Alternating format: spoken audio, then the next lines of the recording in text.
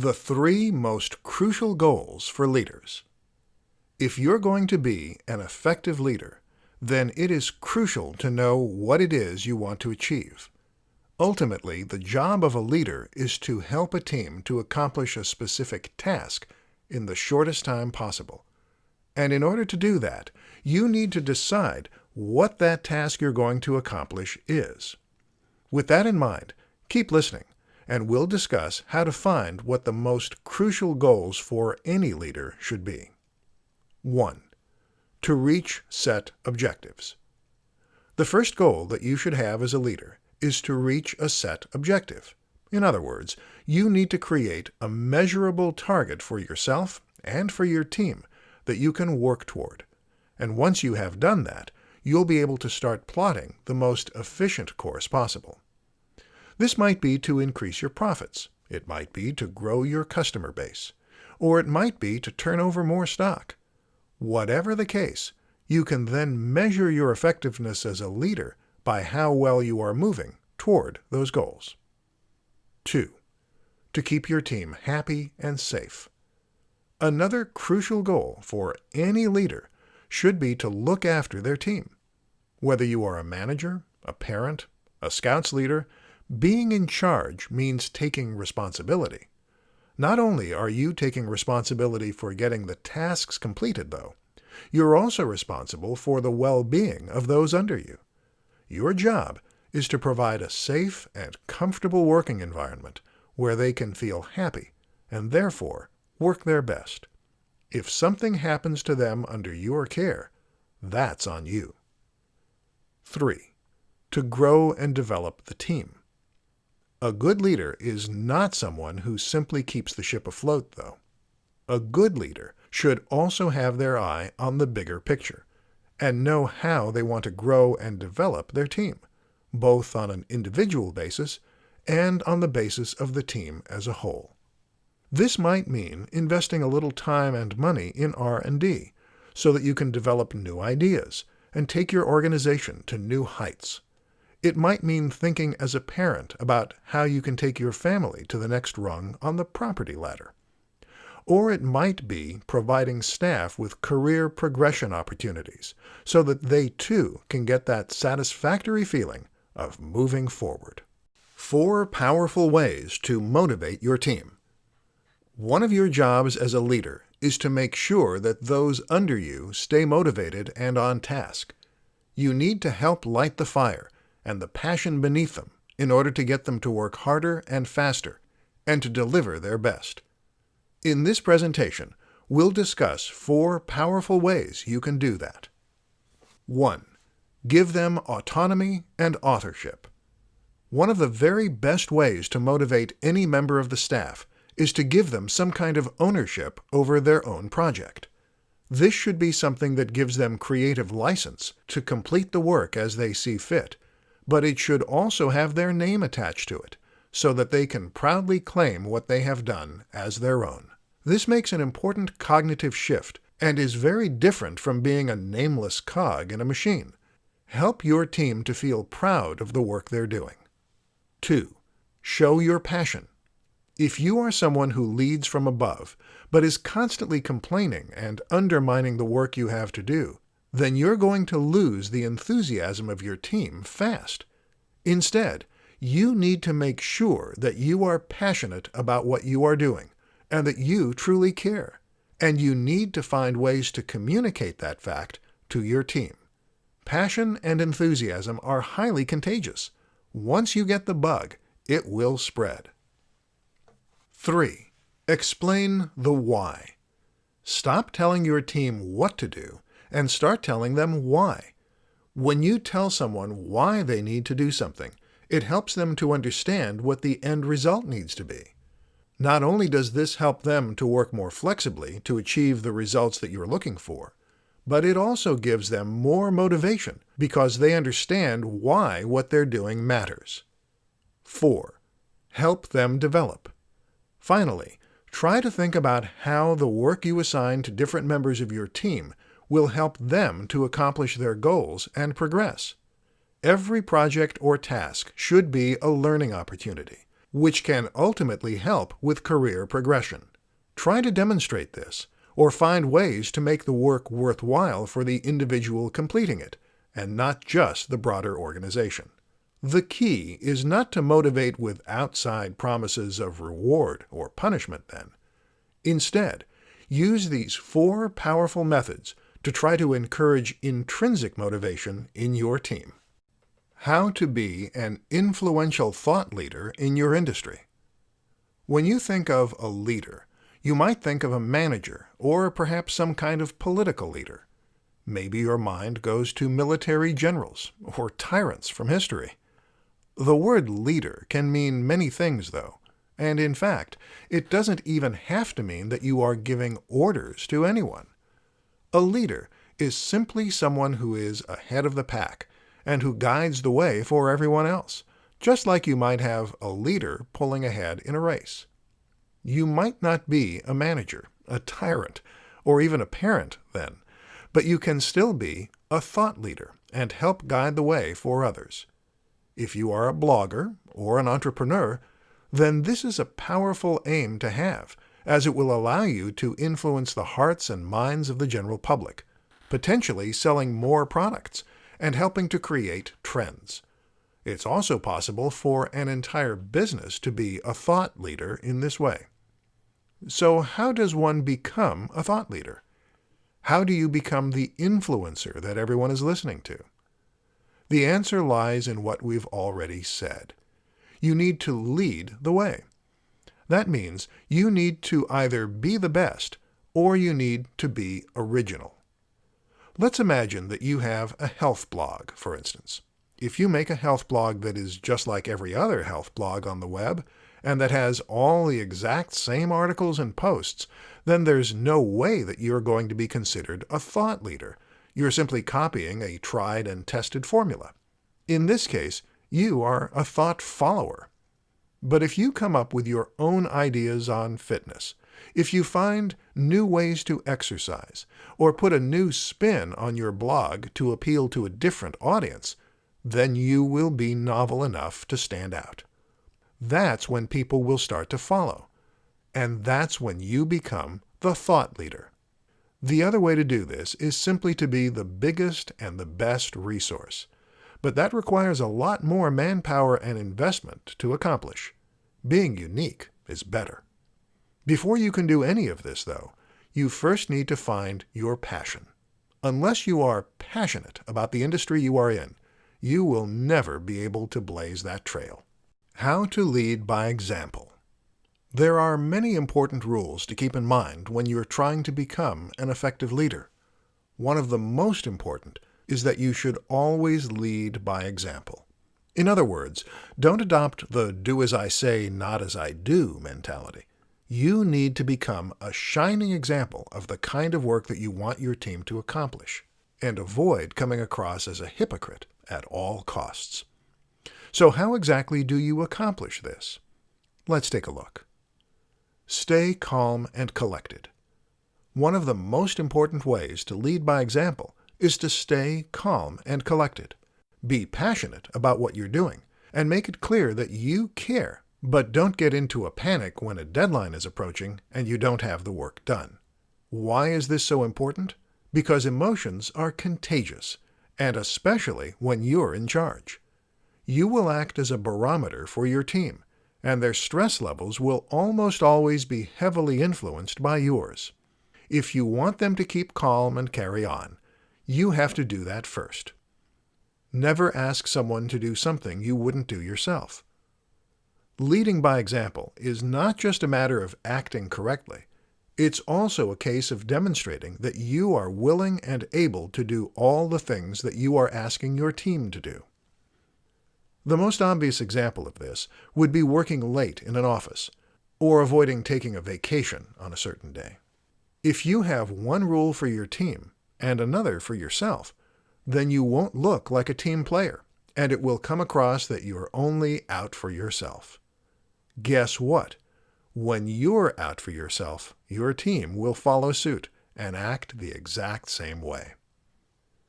Don't blame a higher-up.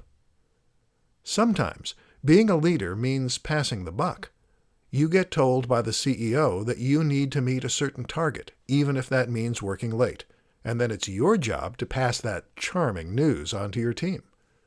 What's tempting to do at this point is to complain and rebel. You want your team to like you, and so you want them to know that this order did not come from you. The obvious answer? Complain about a higher-up, and let the team know you're on their side. Except all you're doing here is setting a precedent for rebellion and putting everyone in a bad mood. Be professional and worry less about being liked. The 5 secrets of successful leaders. There are countless different things that make a great leader. Not only that, but it's also true that every leader is different, and one person's leadership style might be very different from another person's. But while this is true, there are still some consistent features that you will find in any great leader. In this presentation, we'll be looking at 5 of the most important secrets that nearly all great leaders share. 1. They have control over their emotions. Being in control of your own emotions is absolutely critical to being a good leader. A leader cannot be seen to be panicking, and they mustn't yell or rant at their team when they're frustrated. You need to be as solid as a rock and to forge ahead even when the going gets tough. This takes immense mental discipline, so better get working on it. 2. They care deeply about what they're doing. Can you be a leader even if you hate what you do? Probably. Can you be a great one? Probably not. Passion comes across when you speak to people, and being excited for your work will motivate the team more than anything else you can do or say. If you don't already love the work, try to find something you love about it, or do something else. 3. They see the big picture. Your job as a leader is to see the big picture so that you can delegate work and let your team take care of the details. You might have started out in IT and risen to management, but now you can no longer be an IT guy. Your job is to know a little bit about every aspect of your work so that you can guide the entire project smoothly. 4. They take responsibility. As a leader, you are in charge. That means you're responsible when things go well and when they go badly. Don't blame your team. They need you to be a protective buffer so that they can have the confidence to work their best without dealing with the consequences. 5. They care about their team. If you look after your team, then they will look after you. Your team is your most important asset, and your job is to nurture them so that you can get the best out of them. See them only as a resource, though, and they'll quickly lash out and push back. Great leaders look out for those underneath them, and that earns them incredible loyalty. How to encourage productivity without hurting creativity. If you are in charge, then part of your job is to motivate your team to get their work done on time. In a management setting, for instance, you will likely have targets that you need to meet and deadlines that you need to work to. And that means you need to encourage your team to work fast and not spend their time chatting around the water fountain. So what do? One popular option is to incentivize the work and to offer some kind of reward for those who complete their projects on time. The only problem is that according to psychologists, this can actually hamper creativity. Why? Because when we are working toward something, we put pressure on ourselves. When you put pressure on yourself, this essentially means that you enter the fight or flight response. You become stressed. Yes, even if you are working toward a reward rather than working to avoid a punishment, you still trigger a stress response. In order to think creatively, we need to relax. When you relax and give yourself space to think, this causes more neurons throughout the brain to fire. In short, when you're panicking, you become very focused on a single type of thinking. whereas relaxation allows the mind to wander, which is where imagination and inventiveness comes from. So, what is the solution? One option is to think about the different kinds of work that need to be done, and to treat them differently. Data entry, for example, does not need creative thinking to be finished. In this case, providing rewards or bonuses can be a great way to get your team to work faster. But for inventive problem-solving, R&D, or even something like coding, time and space are necessary. Your job as a leader is to segregate these kinds of tasks. This could mean putting one team on the grunt work and another on the creative work, and then getting them to switch. Alternatively, it could mean creating windows for working on each kind of project. Perhaps let your team work creatively until lunch and then switch gears afterward. Although actually, eating triggers the release of relaxation neurochemicals, such as serotonin and melatonin. So you might be better to swap those two around. As a leader, your job is to assign the right person to the right job and motivate them in the right way. As it turns out, knowing a little neuroscience can come in handy. How to turn your biggest critics into your greatest supporters. History is filled with great leaders and influential characters. Some of these figures might have been quite controversial in terms of what they actually believed or accomplished, but that doesn't mean that we can't take some lessons from the way they motivated their followers or dealt with dissidents. In this case, we're going to be looking at the case of Mussolini, the Italian dictator who can teach modern leaders a few things about how to deal with rebels and naysayers in their ranks. Listen and learn. Transformismo. Mussolini was a political theorist and had predefined methods for dealing with a range of different situations that would arise as he led. One such strategy was called transformismo. Here, he would take the loudest critics in his party and then get them on his side by giving them jobs of great importance. This goes against our natural instincts, but it is a much more effective way of neutralizing a threat than the alternative. Often, when someone is vocally critical of our leadership style, our initial impulse might be to cut them off and isolate them, remove them from others whose opinion they might sway, punish them, make an example of them. But all this does is to make them more bitter, more angry, and more motivated. Worse, it can make a martyr out of them and turn you into the bad guy. It's only a matter of time before they gather their resources and try to stage a coup. On the other hand, promoting your critics and giving them an important role within your organization will flatter them and demonstrate to them that you value their opinion. And you should.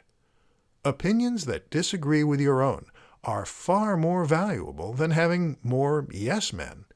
What's more is that this person will often quickly learn the burden of leadership and realize why things aren't quite so easy. They will probably soften to your position and at least better understand your motivations. More than anything else, they will simply be too busy at this point to become dangerous. That, and you'll be able to keep a close eye on them. As they say, keep your friends close and enemies closer. Next time someone in your ranks starts to kick up a stink, consider offering them a raise instead of trying to shut them down as quickly as you can. You may just create a powerful ally. 3 ways to have a more commanding presence. A leader does not need to be a mountain of a person with a large chest and broad shoulders. He does not need to be able to command armies with a booming voice and tons of charisma. But you know what? It sure helps. In this presentation, we'll discuss how to give yourself a more commanding presence, and that way make sure that people will sit up and take notice. 1. Dress for the occasion. As a leader, you need to set an example, and you need to make people take you seriously. While it might sound shallow, one important way to do that is to dress the part and take care in your appearance. Maybe you think that what you wear shouldn't matter, But actually, what you're doing here is demonstrating that you care about what you do, and that you have the ability to present yourself well. Those are rather comforting things to see in a leader. Another trick is to try to add a dash of red into the mix, perhaps a tie or lipstick for women. The color red is one we unconsciously associate with leadership, and it's also a color that draws attention to itself. 2. Learn to enunciate. If you're going to be a powerful leader, then you will want to avoid mumbling into your chest or speaking with all the volume of a dormouse. Again, you do get quiet leaders, but they are less common. Learn to project by speaking from your diaphragm, and be careful to pronounce your words carefully. A quick and easy tip is to slow down the pace of your talking.